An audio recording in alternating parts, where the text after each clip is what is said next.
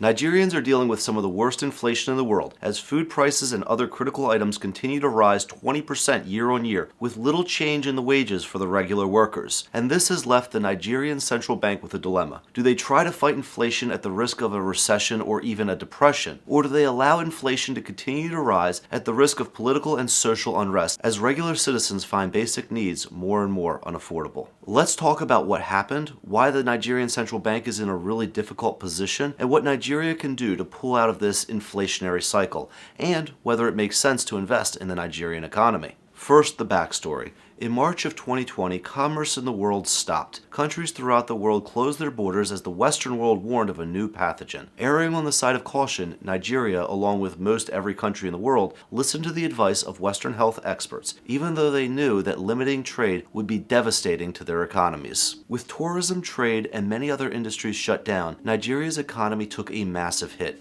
and predictably they had no choice but to turn to their central bank to bail out their economy. The governor of the central bank, Godwin Emefiele, found himself in a difficult position. Since taking over in 2014, he had kept the Nigerian currency very stable and only allowed for small, incremental increases in the money supply during his first 6 years in office. Yet the amount of economic stimulus that would be needed to prevent total economic shutdown in Nigeria would represent more currency expansion than his first 6 years combined. After much deliberation with the president and his fellow central bank board members, and to keep the Nigerian economy alive, Godwin relented and ordered the first round of money printed on April of 2020. This was a significant expansion of the M1 and M2 money supply, and while it kept industry going, it almost immediately led to rising costs for the average Nigerian. Since many central banks around the world had similar policies, the exchange rate for the naira stayed stable from May 2021 to August of 2022. However, after the initial round of economic stimulus,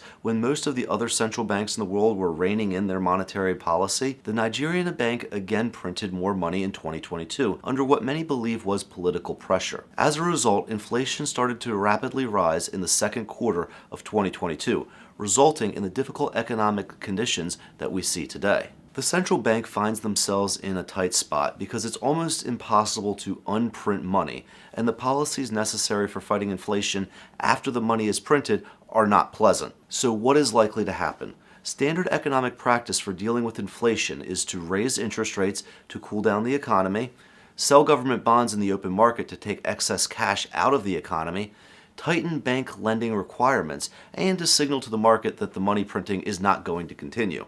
At least, that's the theory. It's important to note that Governor Godwin had a 6-year track record of properly running the central bank. He knows standard macroeconomic theory, but he has been under a lot of pressure politically to avoid slowing the economy down too much, and many people have accused him of playing partisan politics. This may prevent him from properly handling the inflationary forces that are undermining the Nigerian economy. He has raised the central bank's interest rates to 18%, but most likely he will not want to risk exacerbating a Nigerian recession by being more hawkish than that. As such, I think it is likely that the Nigerians will be dealing with another 1 to 2 years of heavy inflation, with stability being achieved either in 2024 or 2025. But there is a silver lining. Despite the troubles of inflation and whether the governor can properly guide his central bank, Nigeria is still the #1 economy in Africa. They are still bigger economically than Austria, Norway, and many European countries. So with that in mind, is it still worth investing in Nigeria? Personally, I believe investing in Nigeria still makes sense as long as the short-term currency risk is taken into account. This West African nation's fundamentals are strong, they have a talented workforce, they have abundant resources, and in partnership with China, they are investing heavily into their infrastructure. As this wave of inflation passes, I believe Nigeria may see the past 3 years as a bump on the road in their journey to world prominence. But I want to know what you guys think. Do you think that despite the recent inflation, that Nigeria can continue to lead Africa economically? Why or why not? Leave a comment below. I try to read everything that's posted. And as always, if this video brought value to you, give me a like and a follow. That really helps my channel out, and I will see you on the next video.